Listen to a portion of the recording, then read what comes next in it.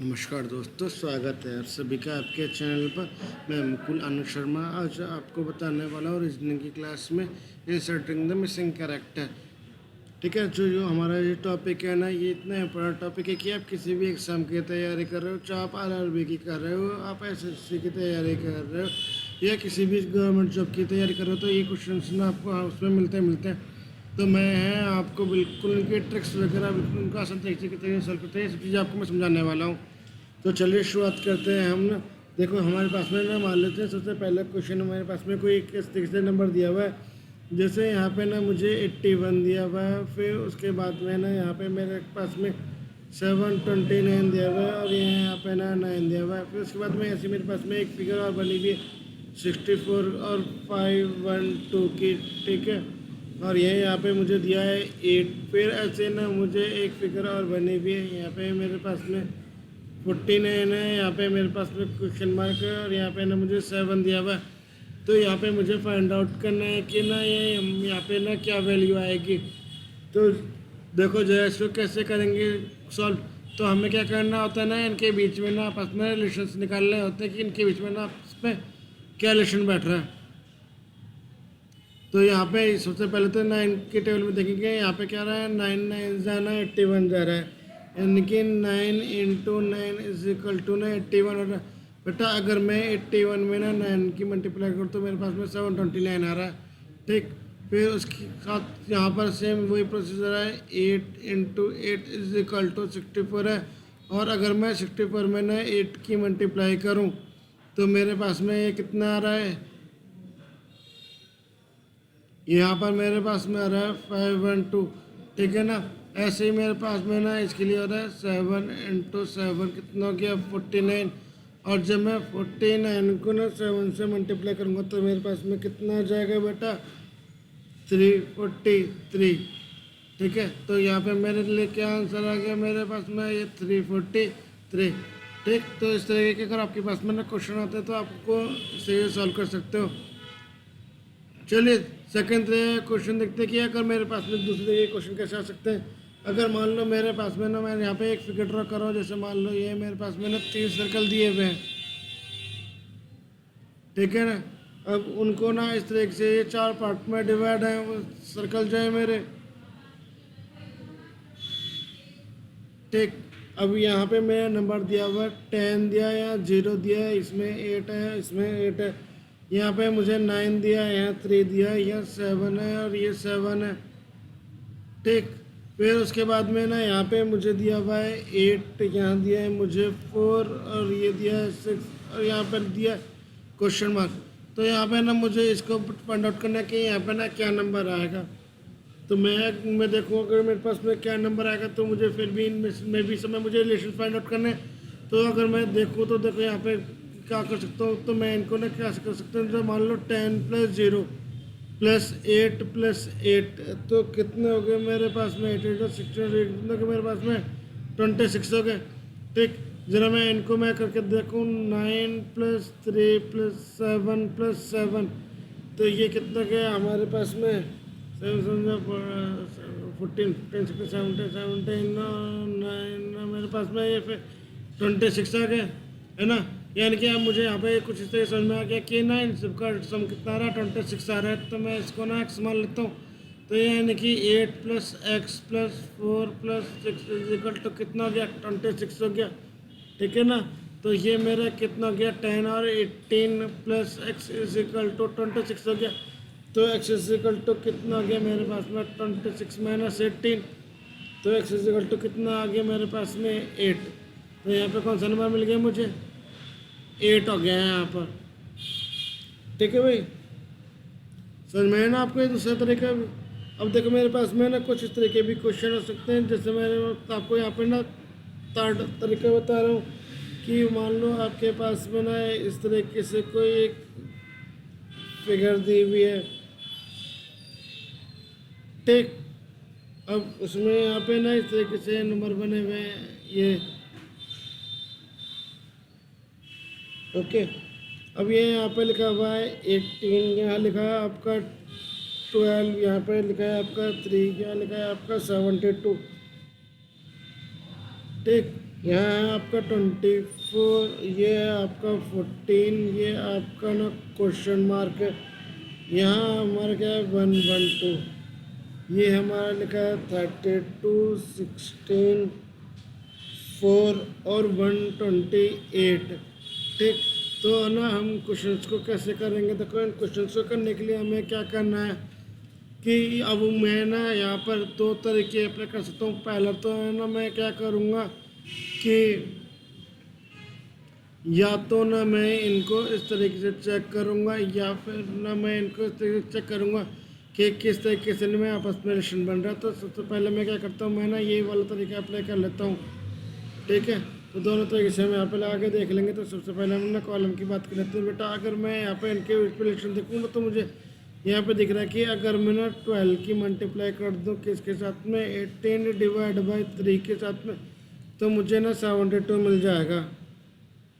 देखो ज़रा सॉल्व करके कैसे हो जाएगा, 12 इंटू 18 डिवाइड बाई 3 है ना, ये हो गया 3 4 जाए है ना, तो 18 4 से कितने के 72 मुझे मिल गया ना। तो अब बस मुझे ना यहाँ पर भी वही तरीका अप्लाई लगाना है। तो मैं यहाँ पे इसको क्या मान लेता हूँ, एक्स मान लेता हूँ। तो ये मेरे कितना हो गया 24 multiply by 14 by X is equal to 112। ठीक, तो ये कितना हो गया बेटा, ये हो गया मेरे पास में 24 into 14 divide by 112 is equal to X. Okay, तो अब अगर मैं इसको देखूं तो ये हो गया मेरा 14, कितने से हो जाएगा 14 8 जा। ठीक है, और 8 3 जा, तो x इज इक्वल टू मेरे पास में कितना गया 3, यानी कि यहाँ पे मेरे कौन सा नंबर आ रहा है, 6 नंबर आ रहा है। ओके, तो इनको ना ऐसे क्वेश्चन अगर हमारे पास में आएंगे तो उनको हम कुछ इस तरीके से सॉल्व करेंगे। तो देखो अब मैं आप लोगों को ना यहाँ पे इसका फोर्थ पैटर्न दिखा रहा हूँ कि मेरे पास में और किस तरह के क्वेश्चन हो सकते हैं।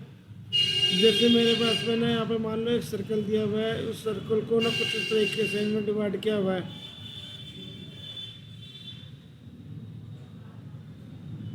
ओके, तो जो ये मुझे ये डिवाइड किया हुआ है, अब इसमें ना मेरे पास में ना कुछ नंबर्स लिखे हुए हैं। मान लो यहाँ पे लिखा है मेरे पास में D L C E H L Q और ये आपका क्वेश्चन मार्क। इनकी अब मुझे यहाँ पे बताना है यहाँ पे क्या आएगा। तो हम इसके लिए क्या करेंगे, देखो हमने इसके लिए सबसे पहले यहाँ कहीं से भी हमने स्टार्ट हो जाते हैं। मान लो मैं ना यहाँ से मुझे यहाँ से नंबर बढ़ते हुए नजर आ रहे हैं। तो ये मैं देख रहा हूँ सी ई एच एल क्यू, मतलब इस तरीके से नंबर ना बढ़ रहे हैं। ठीक है, तो मैं ना इनके बीच के रिलेशन फाइंड आउट करता हूँ क्या है। मान लो सी है, उसके बाद में ई है, एच एल है, क्यू है, फिर यहाँ क्वेश्चन मार्क है, फिर उसके बाद में डी है और एल है। यानी कि ये ना जो मेरी सीक्वेंस बढ़ रही है, तो ये किस तरीके से मेरी सीक्वेंस बढ़ रही है उस चीज़ को मैं ना यहाँ पर चेक करता हूँ। तो अगर मैं यहाँ पर देखूँ तो सी डी और ई, यानी कि ना अगर मैं इसमें 2 ऐड कर दूँ तो ई आ जाएगा। और ई में अगर A B C D E F G और एच, यानी कि इसमें ना मैं 3 ऐड करूँ, इसमें मैं 4 ऐड करूँ, इसमें ना 5 को ऐड करूँगा, इसमें मैं कितने, अगर इस सबसे मैं 6 को ऐड करता हूँ तो यहाँ मेरे पास में क्या मिल जाएगा मुझे, डब्लू। फिर अगर मैं ना इसमें डब्लू में 7 ऐड करूँगा तो मुझे डी मिलेगा, डी के में अगर मैं ना 8 ऐड करूँगा तो मुझे एल मिलेगा। ठीक, तो मेरे ना यहाँ पे ये वाली सीक्वेंस वाली सीरीज काम करे, तो यहाँ पे मेरे पास में क्या आंसर आ गया इसका, डब्लू। अगर आपके पास में इस तरह के क्वेश्चन आते हैं तो आपको इस तरीके से उनको सॉल्व करना है। ओके, अब देखो यहाँ पे मेरे पास में मैं एक पैटर्न और आपके लिए लेकर आया हूँ आज। सारे मैं अलग अलग पैटर्न आपके लिए लेकर आया हूँ। देखो यहाँ पे मेरे पास में ना आगे कुछ इस तरीके की फिगर बनी हुई है।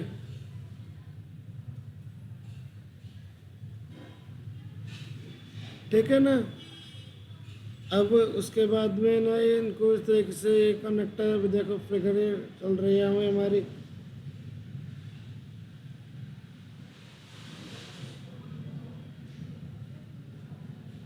ठीक, अब उसमें ना यहाँ पे हमारे पास में कुछ नंबर लिखे हुए हैं, पी है, एफ है, के है, क्वेश्चन मार्क है, जे है यहाँ पर, ये हमारा ई है, एन है, यहाँ पर जी है, ये हमारा यहाँ पर 21 है, ये 22 लिखा हुआ है, यहाँ पे 27 लिखा है, यहाँ पर हमारा 15 लिखा है।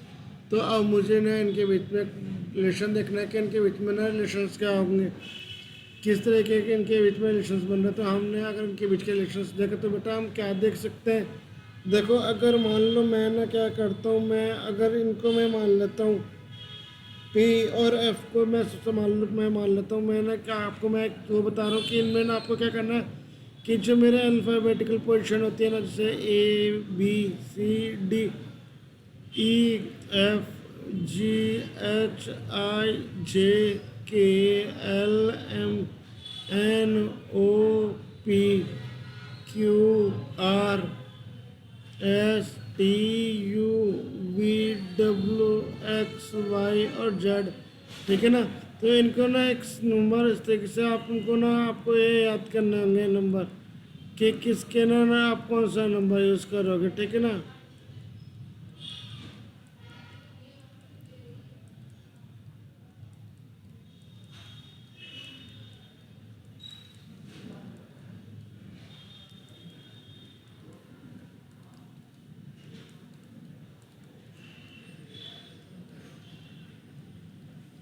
ठीक, अब मैंने ना यहाँ पे इनके नंबर लिख लिए सारे इस तरीके से। अब देखो मैं अगर मैं बात करता हूँ बेटा पी और एफ की, तो मैं यहाँ पे देखो पी का नंबर कितना आ रहा है मेरा 16 और एफ में मेरा कितना आ रहा है 6, ठीक है। तो ये कितना हो गया मेरे पास में 22 हो गया, ठीक। तो अगर मैं अब ये तरीका इसमें जी और एच में देखूँ तो जी हो गया मेरा 7 और 8 हो गया मेरा, एच कितना हो गया मेरा एन कितना मेरे पास में ना 14। तो ये मेरा कितना हो गया 7 8 9 10 का 11 और ये 21, ठीक है ना। तो ये भी सही बात बैठ गई।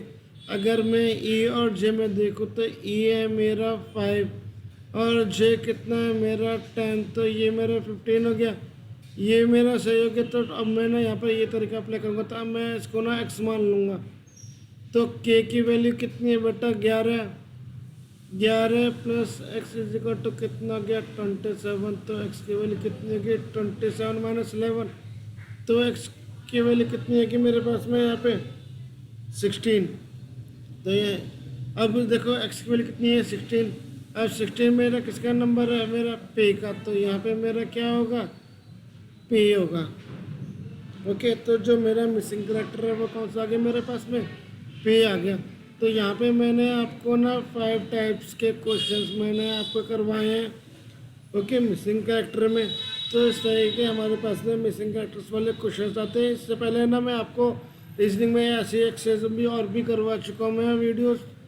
तो अगर आपको ना लगा हो कि यहाँ पे मैंने वाकई में आपको कुछ अच्छी चीज़ सिखाई है यहाँ पर, तो आपको मेरी वीडियो को लाइक करो सारे, और अपने फ्रेंड्स में इसको शेयर करना, ठीक है। और जिन्होंने भी चैनल को सब्सक्राइब नहीं किया वो चैनल को सब्सक्राइब कर दो, क्योंकि मेरा ना इस वीक में मेरी जो एक क्लास है कंप्लीट हो जाएगी, कंप्लीट सिलेबस। तो मैं ना मंडे से नेक्स्ट वीक से आपके क्या स्टार्ट कर दूंगा, सैम्पल पेपर में स्टार्ट कर दूंगा यहाँ पे आपके लिए, ओके। तो इसको बिल्कुल आपको ना कहीं पर भी मिस नहीं करना है, कोई भी क्लास, ओके। तो बिल्कुल ध्यान से इसको करना है, ओके। बाय बच्चों।